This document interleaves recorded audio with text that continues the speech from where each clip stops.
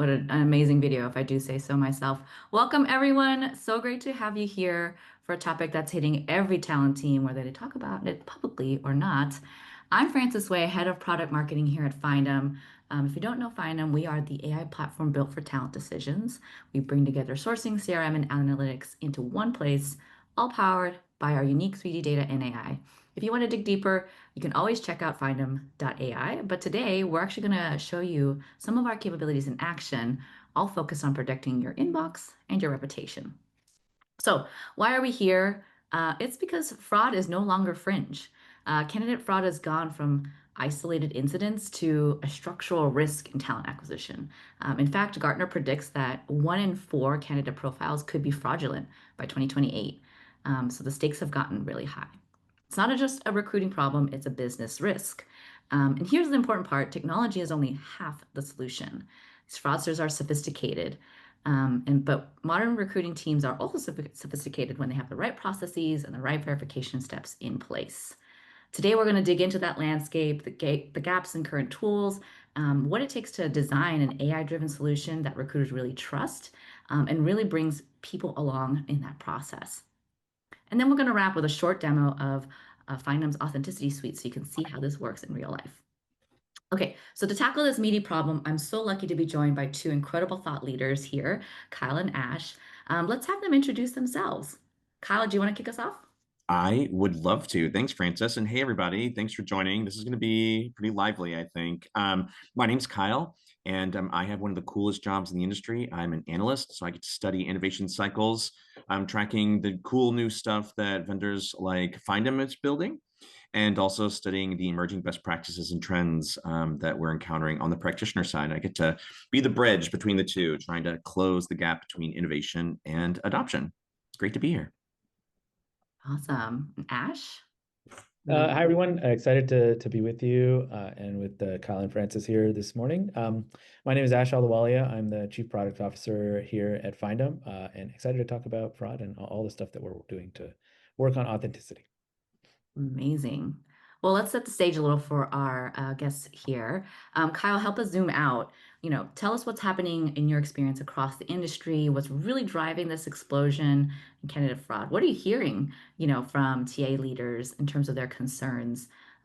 Give us the big picture here. Yeah, I mean, I'll say you framed it perfectly at the top, Francis. It's not a fringe issue. This is hitting everyone, and in different ways. I have friends who are in recruitment marketing and just seeing like their top of funnel just absolutely flooded with mass apply bots. And there are also, I was talking to someone last week at a major employer who they flagged that a new hire was actually their IP was in China, IP address. And this is a company with pretty rigorous assessment, so it's impacting a lot of folks. And I think that the volume of it is and this is a big problem. The increased sophistication of this is also becoming a problem. I think your framing was perfect. It's not just something to be a little worried about. It's actually business risk. I think what's interesting too is it's preying on, or maybe it's calling into focus some longstanding issues that we've had in our approach to engaging and attracting talent. For a long time, it's been important for us to have very robust, data-driven candidate assessments to make sure that we are screening effectively and at scale. The scale of these best practices is something that's vulnerable right now.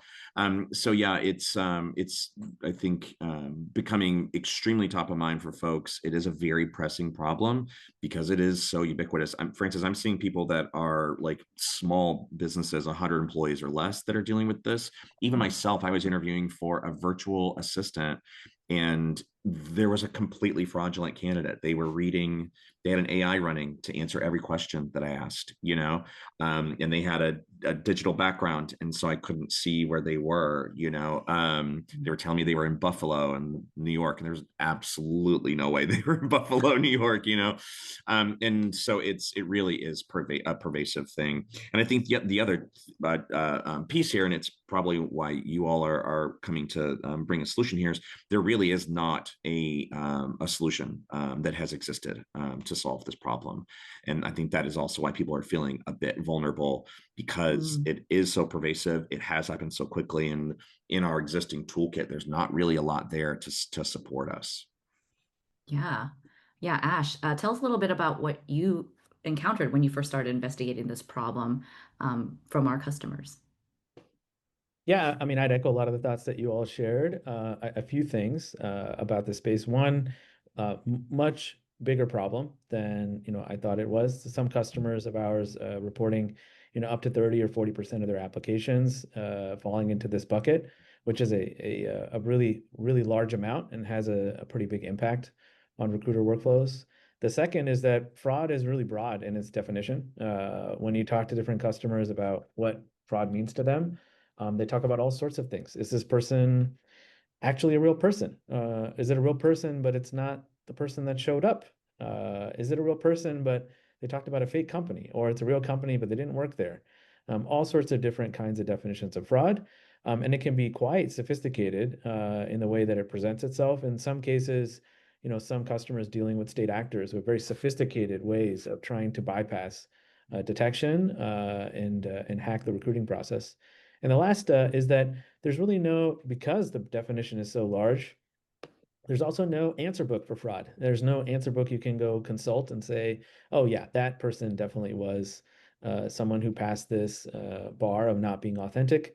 And we know that for sure. That's actually not the nature of this. It's a bit like it's a bit like spam, where people have different definitions of what's spammy versus not, and you try your best to get the right information, but in some cases you may not be right, or there are shades of gray and judgment calls that you have to make. Yeah, this makes it such a tough problem to solve. So, Kyle, you mentioned this a little bit. Wanted to talk a little bit about the solutions that exist today. Where do the solutions really fall short, especially as fraudsters become more sophisticated? And Ash, feel free to tag team this. Want to see, you both see the vendor landscape from different angles. Yeah, I imagine Ash and his team did quite a bit of desk research to see what was already out there. I will say that the initial offerings that are coming to market are really focused on some of the technical validation of like verification of someone based on their IP address location, the age of an email address, those sorts of signals.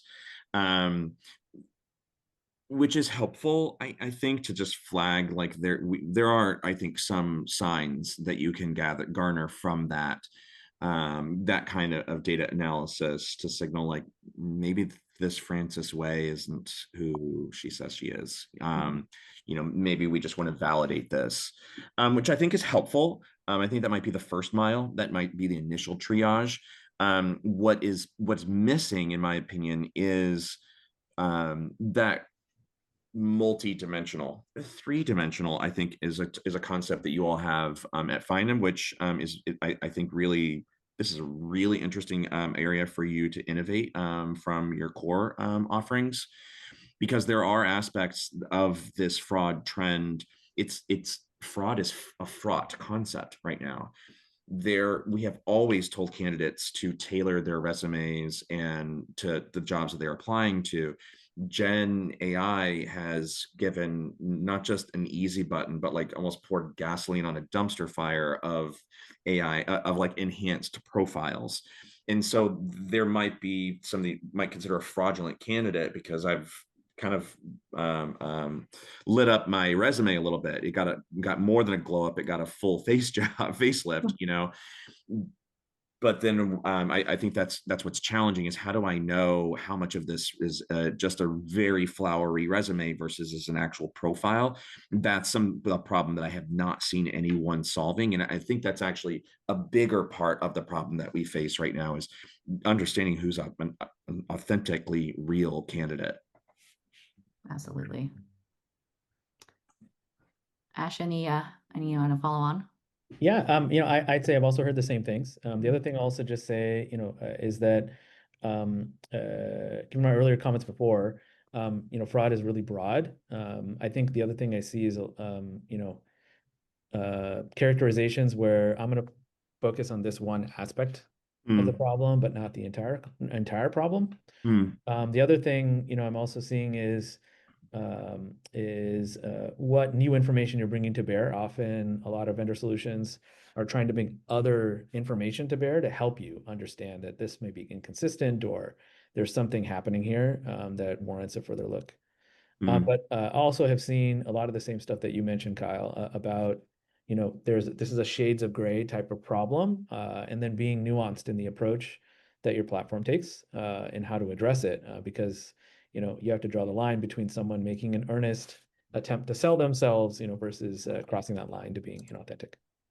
And, it's I think that's what's challenging too is because of the scale, just the current state of the talent landscape. We also do just have an influx of active job seekers, right? So we're already dealing with higher volume in general.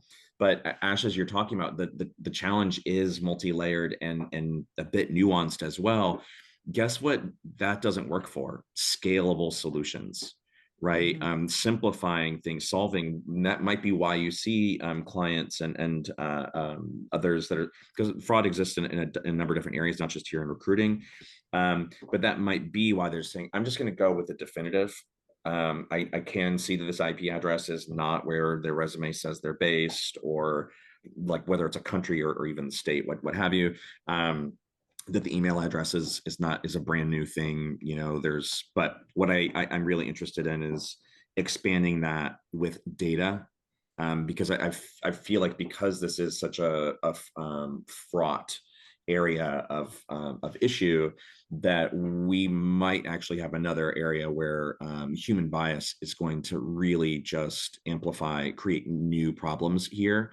Mhm. um, I think that there might be adverse impact happening to folks who are, yeah, trying their best to enhance themselves and look more competitive in the market, and getting flagged, or being punished for not having an idea of what your recommended best practices are. So I think that scalability of more complex solutions to a complicated problem is also where people are getting really stuck.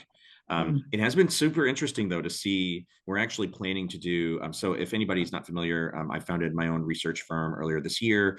We are planning to do a focused market analysis of the fraud solutions that are coming into the space, because there really has been a proliferation of them, and I'm interested in seeing how different people are cracking this code.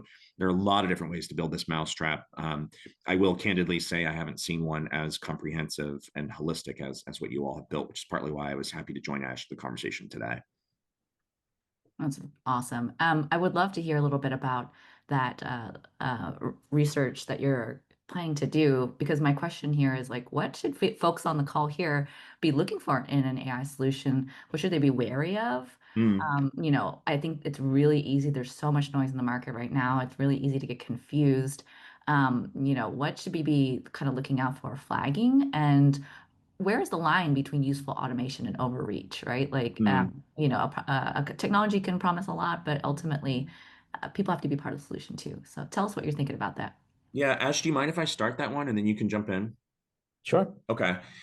So I think part of it is we need to make sure that we are treating these as data-driven insights, that we are not fully automating decisions based on any of these signals, that we can surface an insight, just like we use like matching and scoring tools, or when you run a search in a sourcing tool, like it's gonna tell you like, hey, looks like a great match. We're going to do the same thing here. And we need to make sure that we are training our recruiters and our sourcers, our hiring managers, what to do with this information, how this can't, by the way, this cannot be a black box. This is an area where this is highly sensitive. We should show the signs that we see, that we're tracking, to that why this is flagged and what that means. The explainability of this AI, I think, is going to be critical. And that's what we need to be focused on, just bringing an insight to that moment, and then allowing the human user to make a judgment call based on the information that's brought to them. Ash, I'm happy to hand over to you to see what else you're thinking about. Yeah, I wholeheartedly agree with that, Kyle. Transparency is very important with a nuanced decision like this. I think the other piece of it is, I think perhaps a bit more subtle here because the shades of gray problem. I think the way it translates to a user experience is how are you potentially influencing a decision that a recruiter is making. To your earlier point about potentially introducing another vector for bias. Mhm. So I think the other thing to think about is not just what actions does an AI take, but how does it present the information that it does present to you? Is it doing it in a neutral, balanced way, or is it leaning you in one direction versus another, activating some of those biases that we want to be very careful about? Yep. Just so interesting. I think because we also did see the first time that I saw a solution for this problem, it actually created quite a bit of concern in the broad HR space. It was HireVue had a product, I think it was called Insights actually, where they were looking at this was one of the use cases for the technology. Unfortunately, the other use cases is what got them into hot water, but they were using image processing to see if that the person's mouth was moving. It did look like they were the one that was talking. It was looking for where their eyes were to see if they were present. And so they were trying to understand, like, based on the human's body language, and which then we were really excited about where AI might take us. I think that it did introduce bias. Ash, I actually do want to say that there was a federal lawsuit that they got tangled up in over it. And so it's a really important cautionary tale to see this is an area where, like, we look at what can technology do for us and how should we be deploying it for the problem. And this is where we need to be very savvy. This is part where this long-standing skills gap for a lot of talent leaders, HR leaders, is a lack of tech literacy.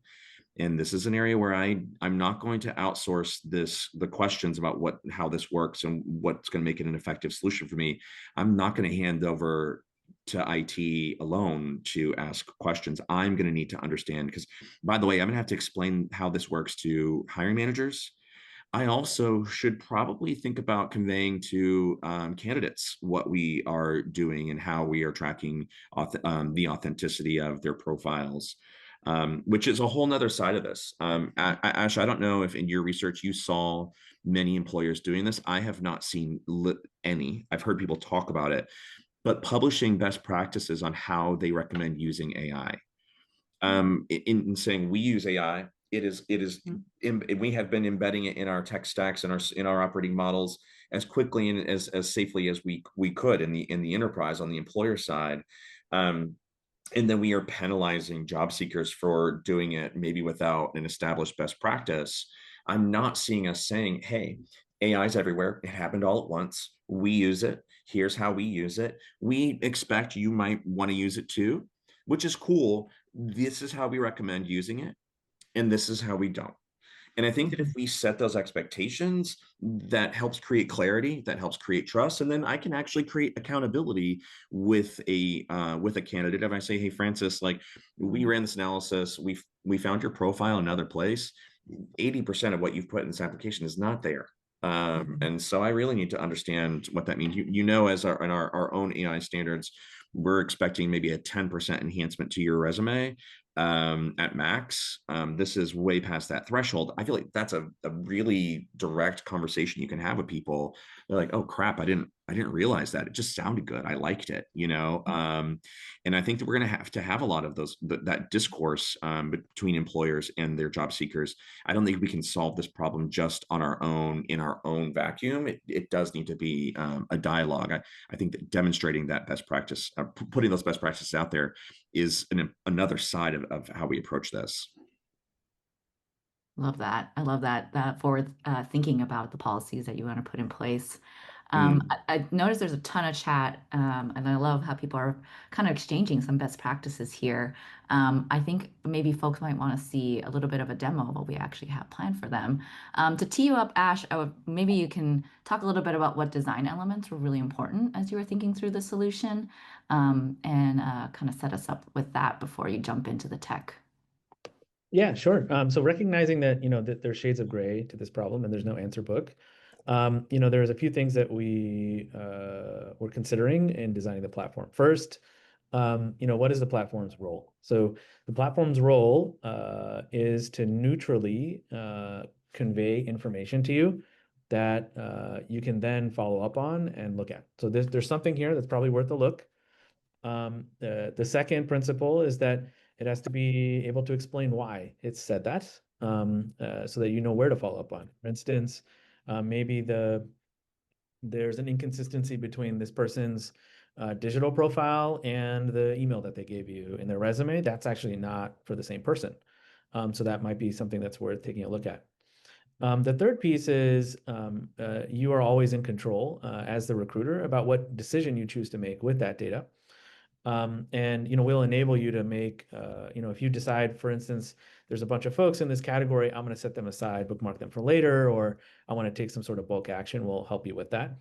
And then finally, for folks that you do make a fraud determination on, or not, or you flag as someone that you think is not perhaps being as forthcoming as they should be, or as honest as they should be, you can flag that manually. You don't have to rely on us to flag it.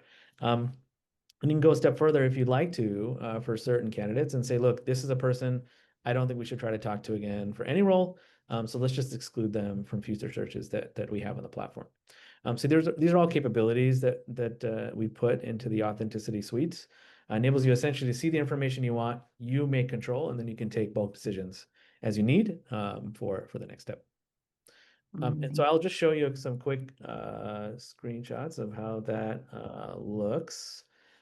Just give me a moment here.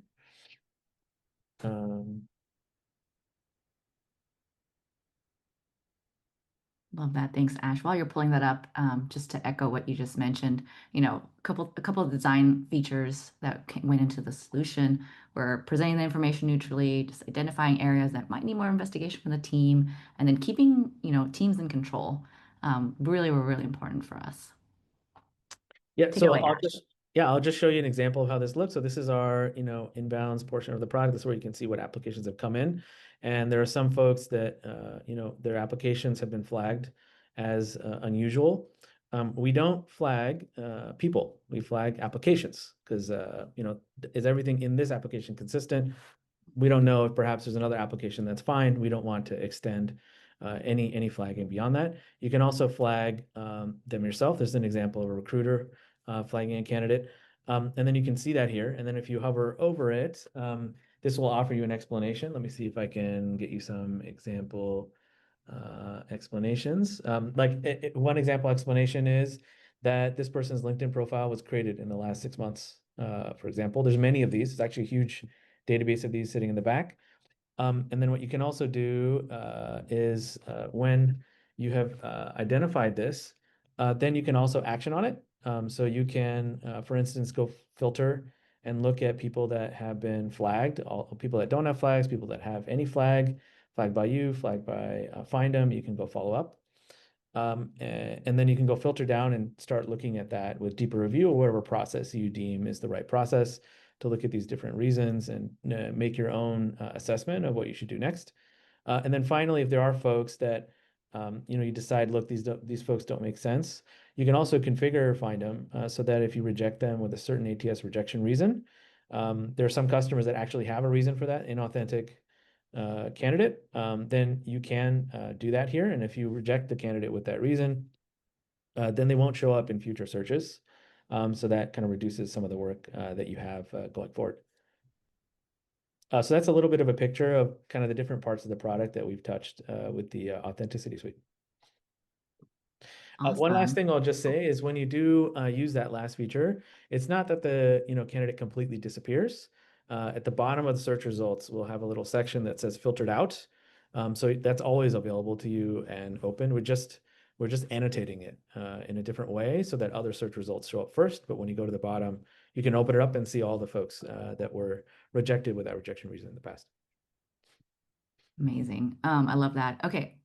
Final reminder, get your questions in while I kick off our Q&A with Ash here with our first question. Could you talk a little bit more about what other flags that we screen for? I know you mentioned a long list. Maybe give us a few examples of what we can identify for recruiting teams. Yeah, let me just actually bring up a list and I can give you some examples. Another example I think is one that I cited earlier in the call, that if their email doesn't match. Another thing we look at is this actually a real company? Has it been registered in a national database like Better Business Bureau or something like that? Or like the SEC. We also look for inconsistencies in locations in the application versus the digital footprint. We also look at inconsistencies within their digital footprint. So, for example, if someone has 20 years of experience, but their LinkedIn profile is just a year old, that's something that will flag as potentially something that's unusual and worth looking into. The other thing we'll also do is identify people that are synthetic. Synthetic people have this property that they don't have much of a digital footprint. And so we can find that this is a person that only shows up in one place that is not typical for actual people. And so we can flag that as well if they're not actually in the Findem database and they don't have a 3D profile.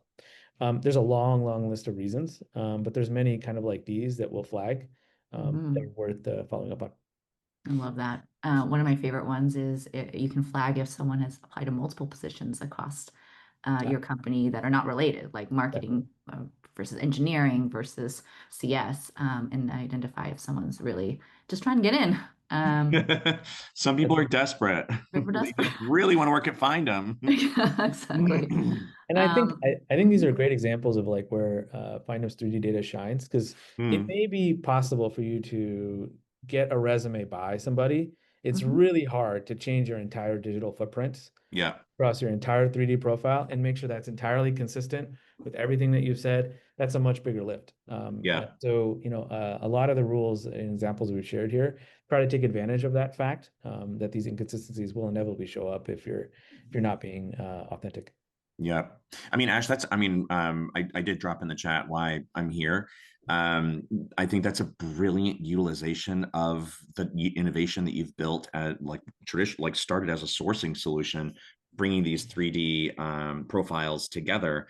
So interesting then to triangulate. You already had, modeling for gathering all of this, right? And analyzing this, but now you're deploying that in a different way. So this is almost like a new use case for technology that you already had. I think that's partly what we as talent leaders need to be evaluating is not just the feature, but what's powering this as well. I think understanding the data that you've used to train these things helps me to know how trustworthy your offering is as well. There's a lot of product that demos very well right now. It's easy to ship demoable features, but knowing how powerful they are and how mature they are out of the gate is also something that we need to discern. It's partly why I'm just very keen on the authenticity suite. It just seems like a really good deployment of work that you've been doing for a long time. Awesome. We have 2 minutes. I do want to address some of the questions that were in the chat and maybe some easy ones. Ash, for you, how does it integrate with ATS? What else outside of LinkedIn is used for the digital footprint? Maybe could you provide some color on that? Yeah, sure. It doesn't agree with the ATS. The screenshot that I showed you was an example of how we do that. You can actually disposition candidates in the ATS inside of Findem and see all of these flags from the authenticity suite and take action there. The database that powers 3D profiles at Findem has been getting built over the last 6 years. It is filled with hundreds of thousands of data sources, not just LinkedIn. So for example, we can see, the GitHub profiles of developers. We can see the portfolios of UX designers and Binance. We can see where doctors and healthcare workers hang out in Doximity. There's all sorts of places where people show up in their digital life. that's consistent with their professional persona. And what Findem does with 3D profiles is to take all of these hundreds of thousands of data sources and coalesce them into a picture of a 3D profile of a person, across 800 million profiles of potential candidates. Amazing. Well, with that, I think that takes us right to 11:30, and I want to make sure everyone gets on with their day. But this has been an amazing conversation. Thank you so much, Ash and Kyle, and everyone in the chat who provided links, requested to connect. I love that we're all coming together to solve this because it's a tricky subject, and technology is only one part of the solution. So thank you so much for being part of the conversation. And if you didn't get your question answered, we will follow up with you to provide more. So thank you so much for joining us today. Yeah, thanks for having me. Congrats, guys. This is a really great product. Looking forward to seeing it out in market. Excited. Thank you so much, everyone. Thanks, everyone. Bye. Bye.